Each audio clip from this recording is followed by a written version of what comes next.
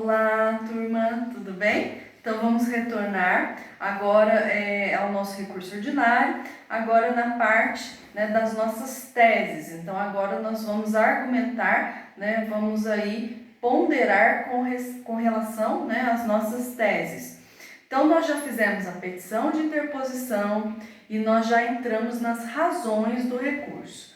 Nas razões do recurso, nós já fizemos aí, aqueles tópicos onde nós estamos especificando aí, o tipo de processo, quem é recorrido, as partes, recorrente, recorrido, número do processo, a vara, e também já fizemos o endereçamento aí ao tribunal, que é aquele endereçamento bem simples, Egrégio Tribunal Regional da vara, da região. Então, é Egrégio Tribunal Regional por exemplo, daí você faz um traçado, região, pode ser da 15ª região, da 2ª região, 3ª região e assim por diante.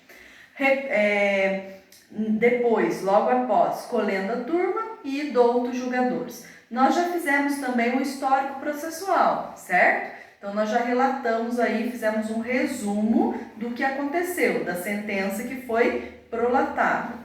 E agora nós entramos, então, já nas teses propriamente ditas. Primeiro, nós vamos colocar das preliminares. Coloquem em letras, em caixa alta, letras maiúsculas, Então, você coloque das preliminares. E aí nós vamos rebater agora, cada uma das preliminares que foram o quê? Indeferidas lá na sentença do juiz, tá? Então nós vimos que no casinho, vocês foram anotando, nós vimos lá que o primeiro, o juiz rejeitou a preliminar suscitada pela empresa e determinou o recolhimento do INSS relativo ao período trabalhado mês a mês, para fins de aposentadoria, já que restou comprovado que a empresa descontava a cota previdenciária, mas não repassava ao INSS. Então, o primeiro ponto aí, a primeira preliminar é da incompetência absoluta do recolhimento do INSS.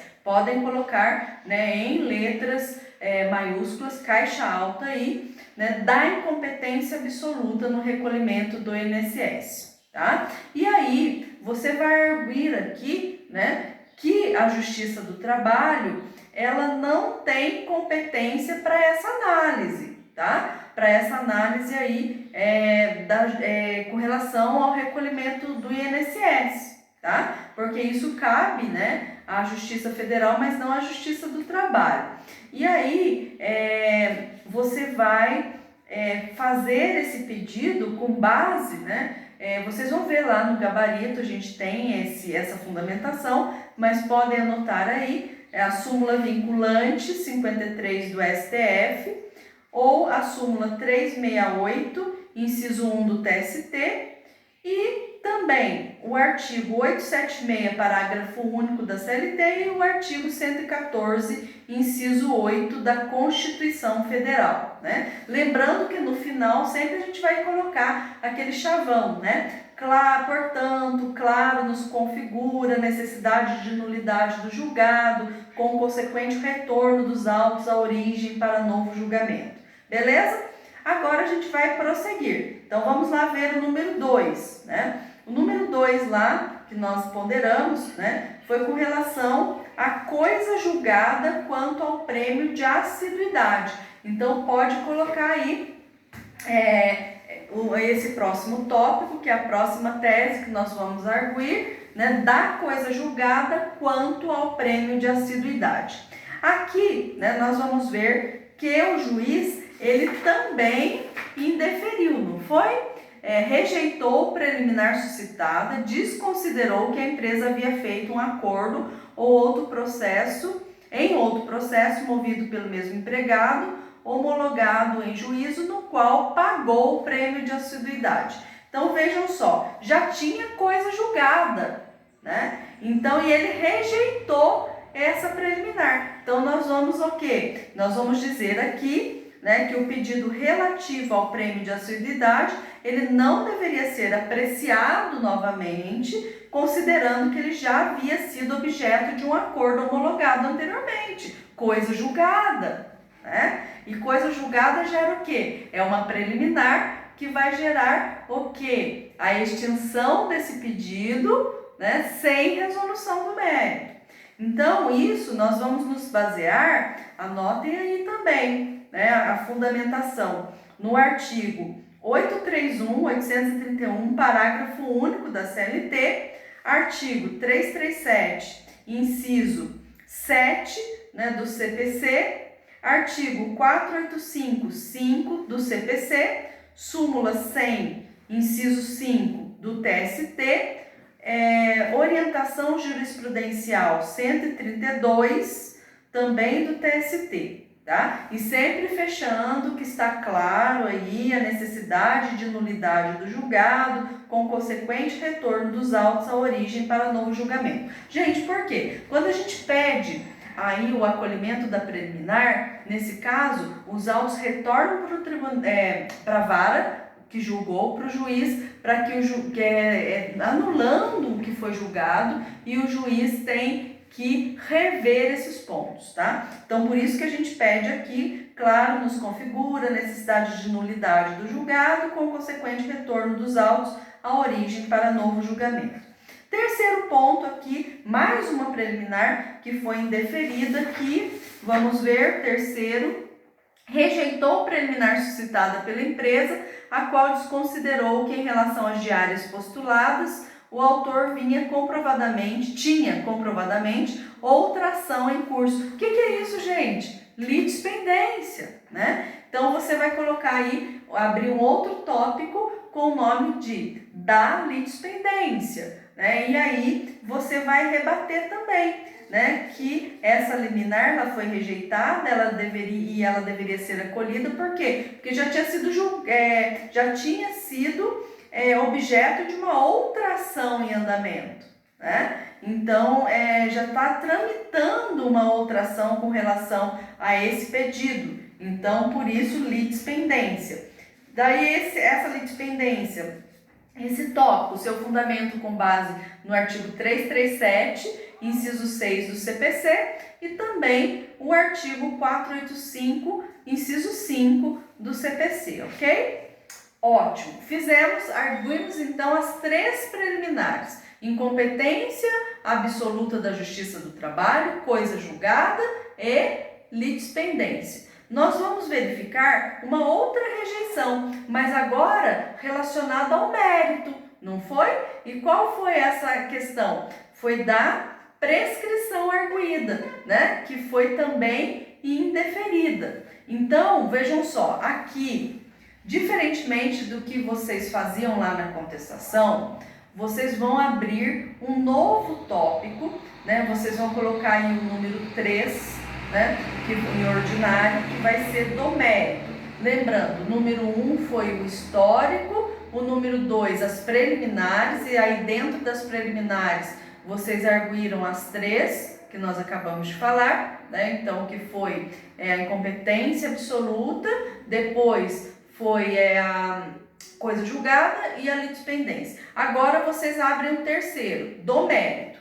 E aí, vocês vão arguir aqui, primeiro ponto, da prescrição. Também é um tópico que vai ser com letras, né, em caixa alta, e a gente vai falar por quê? Porque quando eu rebato aqui a prescrição, né, eu falo da prescrição, já vai ser analisado o mérito da questão, né? Então, por isso, aqui no recurso ordinário, eu abri o tópico aí do mérito e eu entro em primeiro com da prescrição, tá? Diferentemente do que fazíamos lá na contestação. Então, vamos lá. Esse primeiro ponto aqui da prescrição, a gente vai, então, uma vez que o juiz ou a COP, ele não acolheu o pedido de prescrição parcial feito pelo recorrente, nós vamos dizer que sim, que havia a prescrição, né? E que ele tinha que ter acolhido isso, né? E ele não acolheu. Então, a gente vai utilizar o artigo 153 aí, né? Aliás, não é o artigo, é a súmula 153 do TST e o artigo 193 do Código Civil, né? Então, nós vamos dizer aí que esse não acolhimento, ele foi o quê? Infundado, né? Por quê? Porque foram pedidos ali direitos que estavam o quê? Prescritos, né? Então, e aí eu vou sempre fazer aquele fechamento. Assim, por qualquer lado que se analise a questão, claro está o equívoco no julgado, pelo que resta a sua reforma. Beleza. Na continuidade, então eu já falei da prescrição, eu entro agora no ponto seguinte, que é a reintegração. Né? Vocês se lembram que ele que pediu a reintegração e o juiz deu, porque ele fazia parte de uma associação de leitores da empresa? Então, aqui você vai colocar, abrir um novo tópico, da reintegração ao serviço. E aí, você vai dizer, né, que no caso, não há que se falar em reintegração, não há que se falar em estabilidade relacionada aí ao fato dele simplesmente fazer parte de uma associação de leitores criados pelos próprios pelos próprios empregados, tá? Isso com base no artigo 543, parágrafo 3º da CLT ou o artigo 8º, inciso 8 da nossa Constituição Federal. E sempre fechando, assim, por qualquer lado que se analise a questão, claro está o equívoco no julgado, pelo que merece a sua reforma. Beleza. Na sequência, outro tópico, outra tese que nós precisamos desenvolver, do dano moral, né? Porque o juiz deferiu aí um dano moral, porque ele alegava ter sido aí lesionado na sua honra, a imagem, devido à sua inserção no rol, né, de devedores, por estar com atraso salarial nos últimos 2 meses. Só que essa inclusão foi anterior, não foi? Foi lá antes. Espera aí, se foi antes e a empresa deixou de pagar os últimos 2 meses, não há que se falar em nexo causal entre o dano moral e aí, né, essa questão, né, da inserção do nome dele. Isso não causou dano moral, né, porque a empresa deixou de pagar nesses 2 últimos meses, só que a inserção dele foi lá atrás, então não há nexo causal. Então, na mesma aqui também a gente vai rebater, né, com base no artigo 186. Vejam que já é a segunda ou terceira vez que a gente utiliza, né, o artigo 186 e também o artigo 927 do Código Civil, né, no que se refere ao dano moral. Então, sempre que nós sempre que tivermos que desenvolver aí uma tese com relação ao dano moral, nós já sabemos que o embasamento legal vai ser no Código Civil, o artigo 186 e o 927. Depois, outro tópico da carta de referência. Aqui, vejam só, a gente vai rebater, né, e alegando, né, que não é uma obrigatoriedade do empregador, não há essa previsão legal, né, isso determina que nenhuma empresa ela é obrigada a fornecer nenhum tipo de documento. Tá onde isso? No artigo 5º, inciso 2 da Constituição Federal, ok? Depois, outro tópico da participação nos lucros, da PL, né? E vejam só, a convenção coletiva ela foi relativa aos anos de 2012 e 2013, né? E aí, o pagamento da PL só não foi realizado porque no período supramencionado ele estava o quê, gente? Afastado de licença. Quando está em afastamento, obviamente não recebe a participação nos lucros, tá? Isso, entendimento de acordo com o artigo 476 da CLT e o artigo 1º da Lei 10.101/2000, tá? E nós temos também uma súmula, que é a 451 do TST. Ótimo. Pessoal, dando a sequência das férias, né? Ele se referiu às férias e aí falando que não fruiu, não gozou 30 dias, ok, 30 dias úteis, mas espera aí, são dias úteis as nossas férias? De jeito nenhum, antes fosse, né? Mas não são. São o quê? O que a Constituição Federal determina? Dias corridos. Então, nesse caso, nós vamos rebater esse pedido de férias também, né, com base aí no nosso artigo 131 da nossa CLT. Beleza? Fizemos todas as nossas teses, olha que legal. Aí nós precisamos finalizar o nosso recurso ordinário. Então, nós vamos para conclusão. Você vai também pular uma linha e vai escrever conclusões, né? Ou conclusão e requerimentos finais, também excelente, pode colocar assim, em caixa alta, tá? E aí, nesse tópico agora, o que eu não posso esquecer, pessoal? De pedir o conhecimento e o consequente provimento do recurso, né? Para, em primeiro momento, acolher as preliminares arguidas, né? Para que os autos retornem à primeira instância para novo julgamento e, em caso de não acolhimento das preliminares, que seja julgado o mérito, né? E aí, nesse mérito, revertendo o julgado nos termos aí dos fundamentos expostos, né? Para que o pedido seja considerado o quê? Procedente ou improcedente? Eu estou por quem? Eu estou pela ômega, então vou pedir para que o pedido seja improcedente em todos os seus termos, né? Condenando o recorrido às custas processuais em reversão, honorários advocatícios e tudo aí, né, por ser a mais pura e lídima justiça. E eu faço o meu fechamento, termos em que pede deferimento, local, data, advogado, OAB, UF. Beleza? Assim, nós finalizamos o nosso recurso ordinário. Lembrando que eu estou no AVA à disposição para tirar todas as dúvidas de vocês, ok? Até mais! Tchau, tchau! Fico por aqui.